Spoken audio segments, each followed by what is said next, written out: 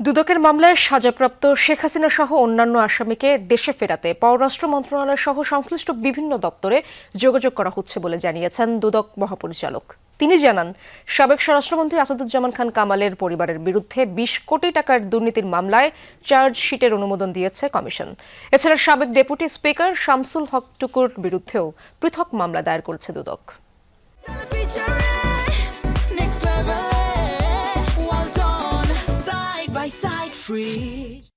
ক্ষমতার অপব্যবহার করে পূর্বাঞ্চলে অবৈধভাবে প্লট জালিয়াতির ৪ মামলায় সাবেক প্রধানমন্ত্রী শেখ হাসিনাকে ২৬ বছরের কারাদণ্ড দিয়েছে বিচারিক আদালত। একই মামলায় তার ছেলে সজীব অজেদ জয়, মেয়ে সাইমা অজেদ পুতুল, বোন শেখ রেহানা এবং ব্রিটিশ এমপি টিউলিপ সিদ্দিককে বিভিন্ন মেয়াদে কারাদণ্ড দেওয়া হয়েছে।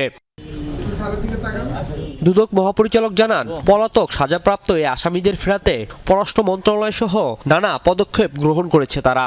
বিজ্ঞ আদালতের আদেশ অনুযায়ী যারা পলাতক রয়েছেন এবং দেশের বাইরে যারা রয়েছেন তাদেরকে ফিরিয়ে আনার ব্যাপারে সরকার এবং দুর্নীতি দমন কমিশন এবং অন্যান্য এজেন্সিও একই সাথে কাজ করছেন। এদিন ২২ কোটি টাকার অবৈধ সম্পদ ও ৮৭ কোটি টাকার সন্দেহজনক লেনদেনের অভিযোগে সাবেক স্বরাষ্ট্রমন্ত্রী আসাদুজ্জামান খান কামাল, তার স্ত্রী সন্তানদের বিরুদ্ধেও চার্জশিটের অনুমোদন দিয়েছে কমিশন।